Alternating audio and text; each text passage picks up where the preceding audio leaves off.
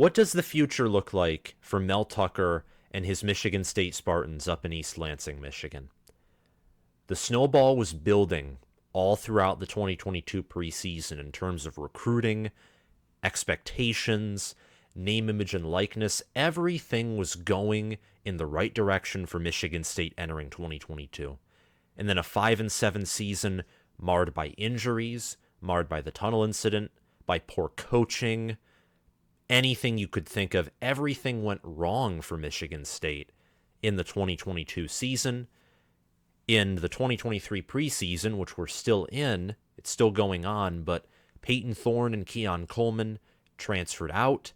Jaden Reed got drafted by the Green Bay Packers. Amir Speed somehow got drafted as well, and I think the 5th round. And now the future looks totally different. Many people view Mel Tucker from a totally different lens. Their lens is inconsistent because it is totally based on recency bias. It is based on the idea that your record, regardless of your strength of schedule, regardless of your recruiting power rankings, is what you are. Some have the lens that all that matters is recruiting. We live in a world full of extremes, and I think taking the more balanced approach is the better option. Michigan State's momentum entering 2022 was like a snowball rolling down a hill. Building, building, building. And it looked really intimidating at one point. Like there was a reason to think that this program could become the premier program in the state of Michigan and be a team that many could see winning a Big Ten title in the near future and contending for the Big Ten championship in 2023, 2024, and beyond, with many, myself included, viewing 2022 as just a temporary step back for a great leap forward. Now we don't know. Spring came around, summer came around, and it melted the snowball to its core. And the snowball went from being a 20 by 20 hulking, intimidating thing to just an ice ball by the time it got down to the valley at the conclusion of the 2022 season, with losses to Indiana and Penn State on the road. So what does the future look like? A great 2021 season? We're not even going to count 2020 because it was COVID. COVID is a year that was impactful for a lot of programs. I wouldn't say that about Michigan State since it was Mel Tucker's first season. And even though they beat Northwestern and beat Michigan when they were ranked, overall they were a pretty bad football team. 2021 was a great team. 2022 was a bad team. And now Mel Tucker is entering year 4. Some might say year 3, and that's understandable. But his guys are finally getting on the field, and he has one of his toughest schedules in his tenure, both as a coordinator and as a head coach, in front of him. Facing Penn State, Michigan, Ohio State, when all of these teams are viewed as preseason playoff contenders. He also faces Washington, another preseason playoff contender, and Nebraska, Iowa, and Minnesota. Those are crossover games from the other side. Those are 3 good Big Ten West teams. Those teams should be in the middle to upper half of the Big Ten West. So not an easy schedule for Mel Tucker and company. There is Central Michigan and Richmond to start off the year, and the 10 games that follow that. Seeing how Michigan State was last year and seeing how tough the schedule is, if Michigan State's not careful, any of those games could be losable. Plenty of trap games and plenty of games where the Spartans will be double-digit underdogs.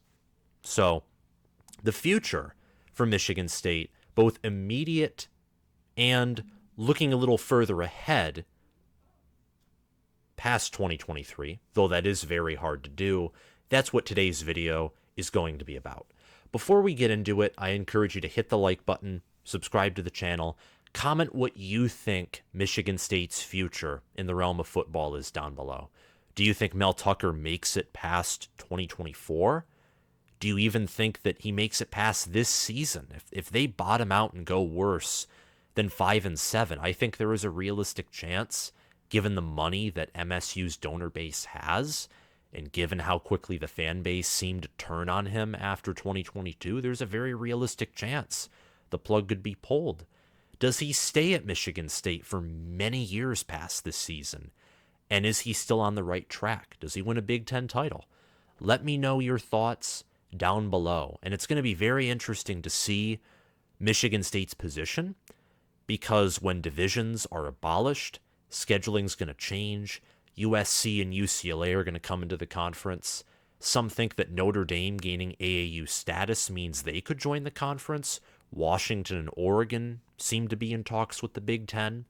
Some even think Miami. I know that Mark Rogers even made a video where I think he discussed that Miami would even be a good fit for the Big Ten, which I don't know if I agree with that from a geographical standpoint, but TV earnings and just where college football is going in general, I would say Mark Rogers is pretty spot on.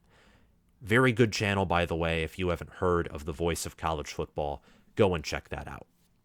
But we're talking about Michigan State here. And Michigan State's future, I would say I don't know much about, in the sense of I don't have an opinion that is hot or cold. I'm not very high on them, and I'm not very low on them. And there are many reasons for that. Michigan State has many obstacles that it is facing, and these obstacles right now are glaring at you in your face, and their eyes are popping out of their head. They look so big and so intimidating to you, whether you're a Spartan fan or a college football fan, that it may be overwhelming. But in the same way that many are very low on Michigan State this year, many were too high on Michigan State entering last year. And balance is a good thing. And in the 2022 preseason, we got to see all the advantages that Michigan State had. They have a nice campus. They have a very underrated college football history that many people seem to forget. I mean, Mark D'Antonio right now is currently on the ballot to be inducted into the College Football Hall of Fame. And he was a Hall of Fame head coach. What he did at Michigan State, beating Urban Meyer twice, which I think the only other coach to do that is Nick Saban, beating Urban Meyer twice, fielding some of the best defenses that the world has ever seen with the little amount of talent that he got in terms of recruiting. He was a great developer, not necessarily a great recruiter if you look at star rankings only, but he knew how to find diamonds in the rough. He knew how to maximize Michigan State's wins every single year. He went 13-1 in 2013, 11-2 in 2014, 12-2 with a playoff berth in 2015. He was an elite head coach at his peak, and even though his tenure ended on a sour note, most coaches who are dedicated to the game want to stay until they can't coach anymore. Joe Paterno did not end on a good note. Some think Nick Saban won't end on a good note. Paul Bear Bryant didn't end on a good note. I mean, Michigan State's history, even recently, is rather impressive. Michigan State, in terms of NIL, was ahead of the game when it all started. Mel Tucker knows how to utilize the transfer portal, and those are some of the advantages. And some of the disadvantages, of course, are the fact that Michigan State's not an elite program. They currently are not playing at even a great level. They're coming off of a losing season. And the transfer portal, while it can benefit mid-level programs, I think the transfer portal and NIL and a lot of the things that college football is moving toward do, to a certain degree, hurt some of the middle-of-the-road teams. They really do destroy the lower teams, although the transfer portal, in theory, allows you to more easily rebuild teams that are at a bad state. But the minute a team like Indiana gets anyone with significant talent, like A.J. Barner, for example, they're going to go to a better school. For Michigan State, though, I would say it's somewhat similar. There are some permanent obstacles that Michigan State and their fans must realize they have moving forward. Number one is recruiting and the portal. They're not elite right now. Their program historically is not elite. They're not a blue blood. They're not this premier school. And because of all those things factored in, plus their coach isn't proven, their staff isn't proven, they will struggle to recruit and maintain good players. By Joby, who is a top 50 player, defensive end from Oklahoma, I think he's top 50, he is the exception, not the rule, for now. Things can change. That's why college football is entertaining, because even though it feels like Alabama and Georgia are the best teams all the time, we used to feel that way about Clemson. People used to feel that way about Ohio State in the 2000s, same with USC, and even Ohio State in the Big Ten in the 2010s. And recently, really for the past 75 years, people have felt that way about Ohio State. But things change. USC used to be a dynasty, and now we don't even know if Lincoln Riley can turn them into a dynasty if he has Alex Grinch as his defensive coordinator. Alabama under Nick Saban has had the best dynasty in the history of college football. And eventually it's going to have to come to an end because Nick Saban, like all of us, has a finite lifespan. One day he will sadly die. And one day that's the same with really all of us. I mean, these programs have a finite lifespan. You can't be great and you can't be elite forever. Even Ohio State in that 70-year stretch had a 2011 season where they went 6-7. So yeah. But on the flip side of that, Michigan State has had several seasons where they went 6-7 or worse in the past several decades. And because they had a losing record this past season, when NIL and the portal and all these things are really hitting their peak level of growth, like that's when everything's being introduced, when all the new changes are being made, it hurt them. And they're not only going to struggle to keep good players, they're also going to struggle to recruit good players. I mean, Keon Coleman, he left because he wants more yards per reception. He wants more total receiving yards. He wants more targets. He wants to play with a better quarterback. And Jordan Travis is a much better quarterback. He's at Florida State. Much better quarterback than anything Michigan State has right now. And they're going to struggle to recruit as well. Michigan State currently has, as their high school recruiting class for 2023, which has concluded, the number 23 class. That's for 2023. In 2024, they have the number 68 high school class. They only have 3 commits. A low-ranked 4-star in Jalen Thompson, Andrew Dennis, and Logan Bennett, 3-star offensive linemen. Their recruiting went from being on fire in the 2022 preseason to about as cold as Antarctica this preseason. And I anticipate that it won't be as bad as it is right now for the rest of the Mel Tucker tenure, unless he truly is a horrible head coach, which I don't think he is. But recruiting in the portal are going to be obstacles, and they're going to have to be obstacles just looking at things from a logical perspective, unless Mel Tucker starts to win games and him and his staff begin to develop some of these lower-ranked players like what D'Antonio did.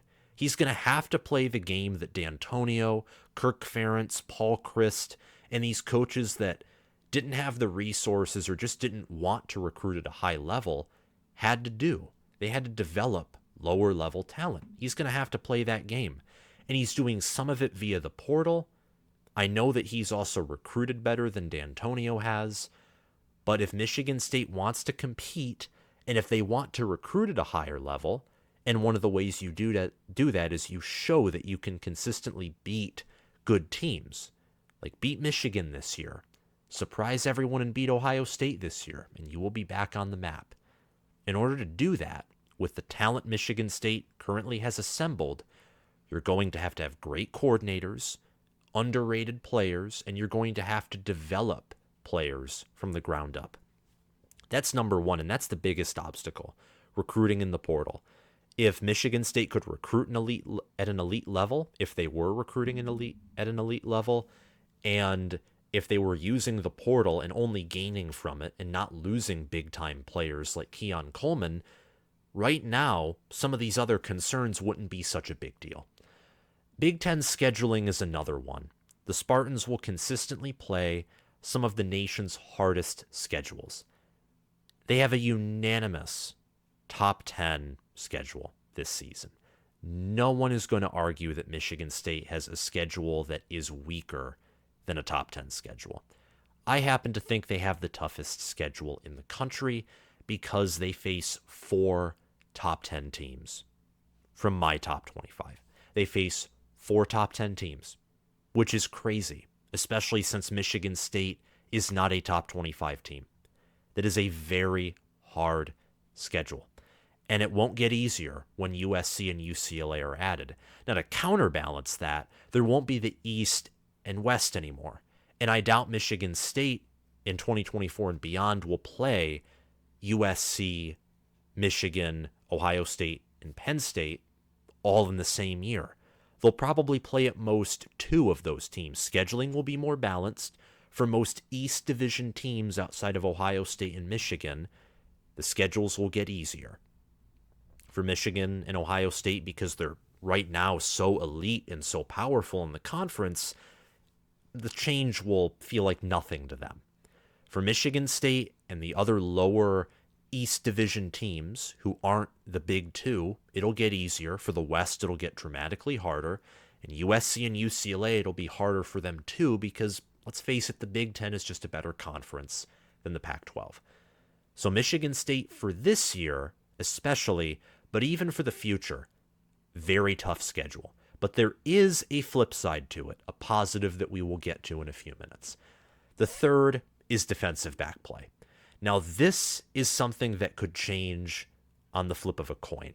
It could change this season. Michigan State's secondary was totally gutted by attrition, by graduation, by outgoing transfers, by going to the NFL draft, where again, I don't know how Amir Speed got drafted, but again, I'm not a draft expert, so there's that. Anyway, Mel Tucker has proven for 3 years in a row that he can't develop a great secondary. And I think if you look at recruiting, you look at how he's kept Harlan Barnett, how he's kept Scotty Hazelton, even with the bad secondary, I don't think secondary is a priority. Mel Tucker's defense, I don't think, cares about the no-fly zone like D'Antonio did. The defense that Mel Tucker wants to run, think about it. He got Brandon Jordan as the pass rush specialist. Like, he fortified, upgraded the pass rush. He brought in Marco Coleman as the defensive line coach who went back to Georgia Tech after 2022. He wants to make a great D-line, a great front seven. The secondary is pretty much an afterthought. I think that the hirings, the firings, the transfer portal, recruiting, I think all of that proves that. Mel Tucker cares more about having a strong front seven, much more than he does a solid back four. Or front six, because the 4-2-5 and new defenses exist. It's not always a front seven anymore. But Michigan State's linebacker core and their D-line and edge players are deep enough to where they can have a front seven, front six, whatever they want. The secondary is where the team's the thinnest on defense and where the most questions are. Now, I think this year Michigan State will have its best secondary under the Mel Tucker era, but that's not saying much. They could be top 100. They could be 100th as a secondary, and that would be Michigan State's best secondary in the Mel Tucker era. So whether it's by design, whether it's by just complete ineptitude, and I think it's a mix of both, I think defensive back play is quite possibly going to be a permanent weakness for Michigan State under Mel Tucker. That's just my opinion. You can debate with me in the comments below, but I think recruiting, hirings, firings, I think all point to that. Now here are some advantages that Michigan State has, in my opinion. Some advantages the Spartans have are reputation and history. Mel Tucker commands a program that is considered to be top 25 in college football history. If you ever check out Blue Blood rankings and other things, Michigan State is top 25 in several categories. Now, they're not even close to a Blue Blood, but top 25 all time is still pretty darn good.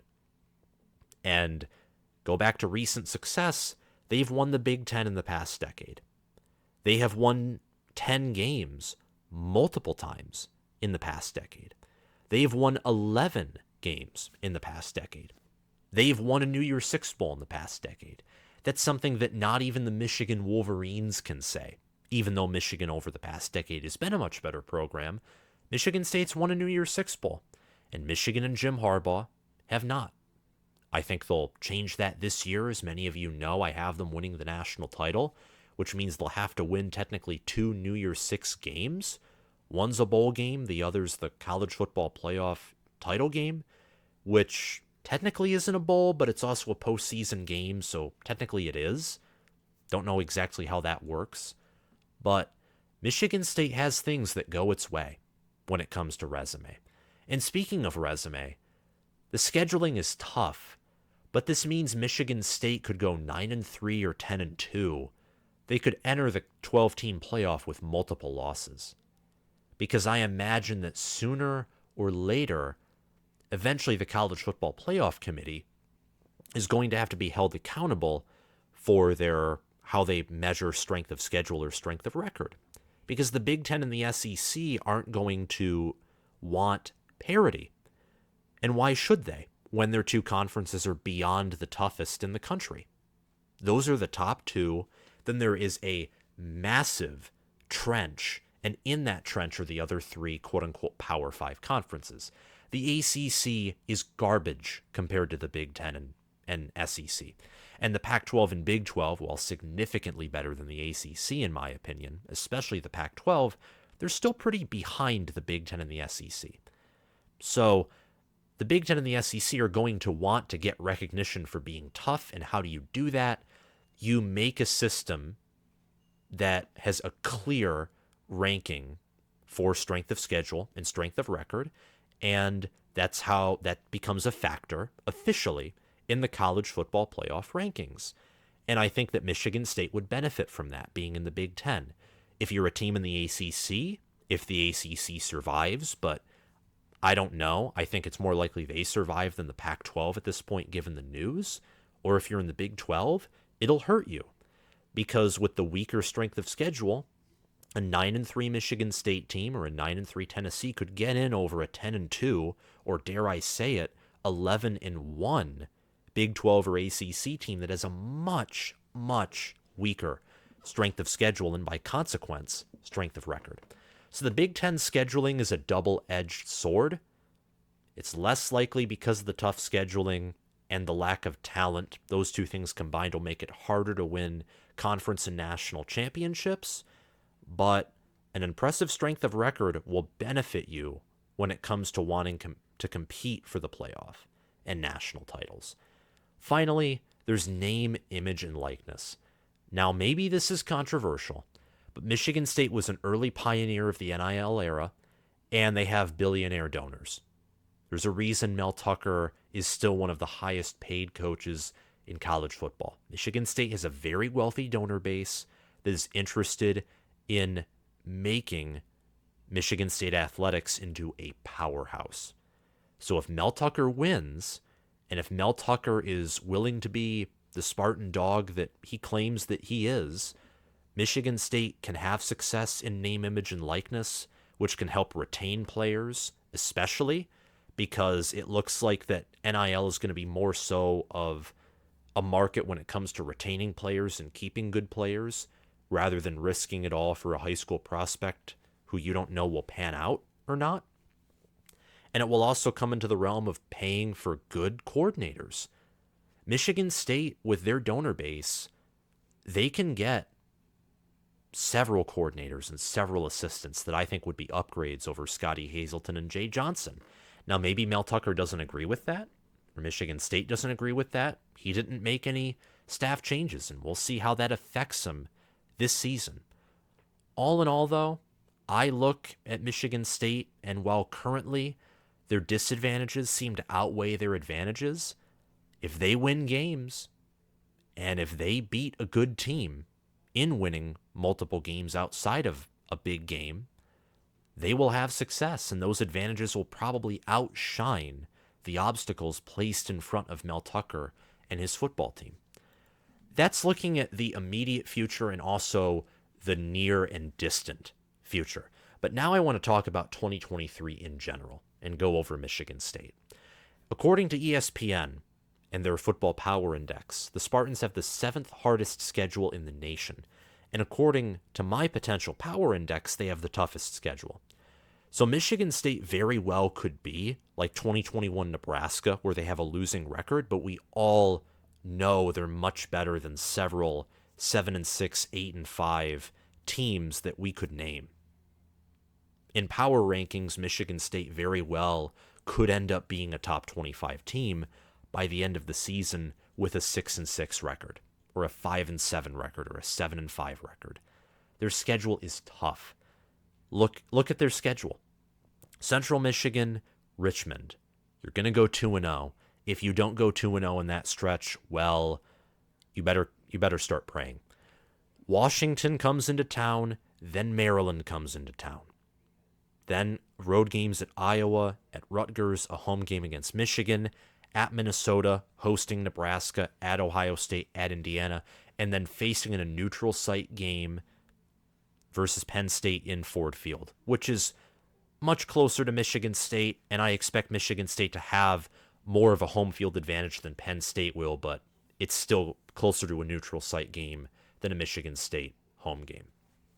All in all, 2-0 start, and then any of the games after that are losable. I'd like to say Indiana, Rutgers, and even Maryland or Nebraska, just because Maryland will be a revenge game and Nebraska has a first-year head coach. I'd like to say those are closer to guaranteed wins than not. But I can't say that because Michigan State lost to Maryland handily last year. They lost to Indiana. Nebraska has more talent than Michigan State, and they look to have a better quarterback. And Rutgers is a road game, and Rutgers is slowly but surely getting better year after year after year. And while I think Greg Schiano to a certain degree has possibly lost his touch, I think if Rutgers is willing to be extra patient with a man who brought them back before, I think Rutgers can eventually get to a point where they consistently go bowling and maybe crack an 8 or 9 win season here or there.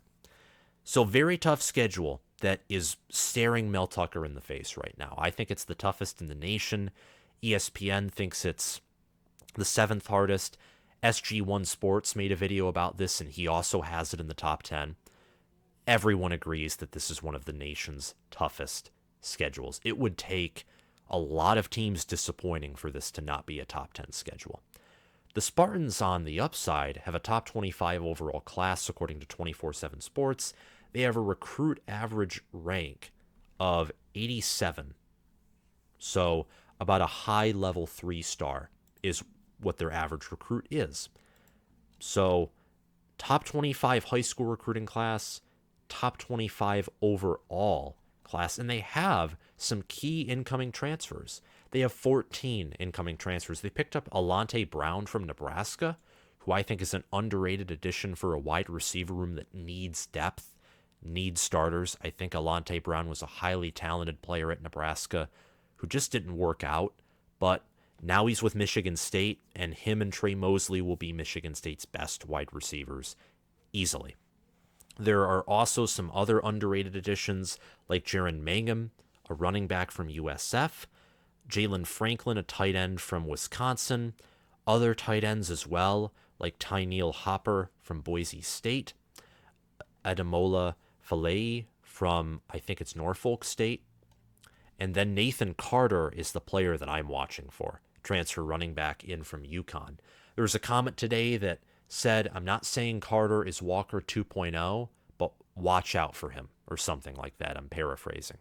And that comment's totally correct. I'm not going to predict that he's going to be the next Kenneth Walker. That would be hard for me to predict, period, but he'll be good. I expect him behind Mel Tucker's most veteran, experienced, and physical offensive line to have a good season. Michigan State will be much better at running the football this year compared to last year. The strengths of this team are running back, tight end, offensive line, and defensive line. Basically trench play. They won't have elite trench play, but they'll have good, maybe great trench play. And their talent, especially amongst their starters, is underrated. I think their weaknesses are, again, secondary play, along with special teams and offensive play calling. And something that's not on the screen, but I think is important, is that Michigan State, after their starters, they don't have a lot of talent. They're not deep.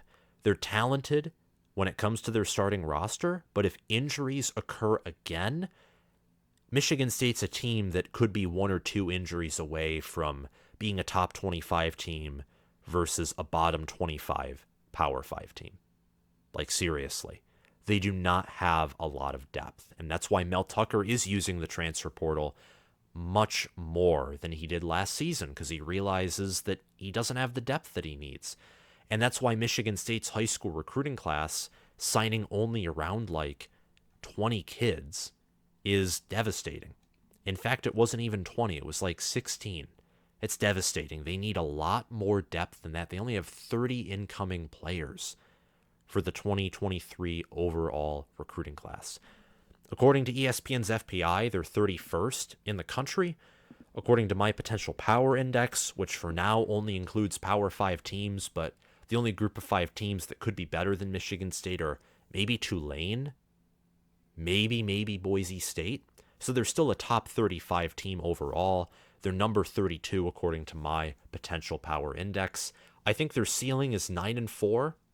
Their floor is 5-7. This team could be a top 25 team, so don't write them off. Writing them off would be a huge mistake.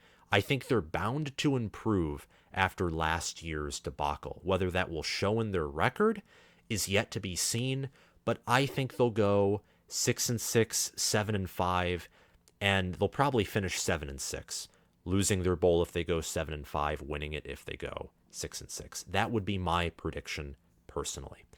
Thank you all for watching this video. If you liked it, please hit the like button, subscribe to the channel, comment your thoughts down below. And if you're listening via Spotify, make sure to follow the channel. Have a great day, guys, and I'll see you around.